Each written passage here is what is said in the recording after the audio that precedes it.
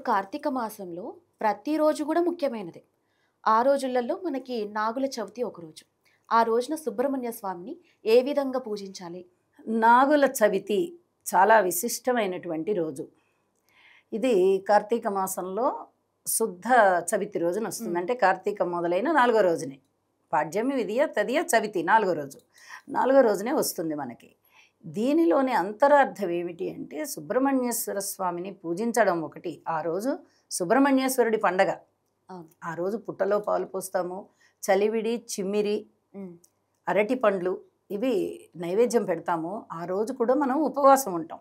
పగలంతా ఉపవాసం ఉండి రాత్రికి భోంచేసే వాళ్ళు ఉన్నారు. ఇందాక చెప్పినట్టుగా అవును. నక్తం. అవును. లేదు పూర్తిగా ఉపవాసం ఉండి మర్నాడు భోంచేసే వాళ్ళు ఉన్నారు. హ్మ్. పగలొక్కటి భోంచేసి రాత్రి భోజనం చేయకుండా ఏమీ తినకుండా ఏదో పండో ఫలహారమో ఇది ఏకభుక్తం చేసేవారున్నారు. ఏ రకంగా అయినా కూడా ఈ 3 ఉపవాసాల్లో ఏదో ఒక ఉపవాసాన్ని కూడా ఈ నాగుల చవితి రోజున పాటిస్తారు. నాగుల చవితి అనంగానే నాగుపాము కదండి. ఈ నాగుపాములకి అధిపతి సుబ్రహ్మణ్యేశ్వర స్వామి కాబట్టి ఆ సుబ్రహ్మణ్యేశ్వర స్వామిని మనము పుట్ట రూపంలో ఆరాధిస్తాం. మామూలుగా విగ్రహాలు కూడా ఉంటాయి. హ్మ్. సుబ్రహ్మణ్యేశ్వరుడి ఆలయాలు కూడా ఉంటాయి మనకి. అక్కడ పూజలు చేస్తాము. అర్చన, అభిషేకము లాంటివి విగ్రహాలకి భగవంతుడి ఆలయంలో చేసుకుంటాము.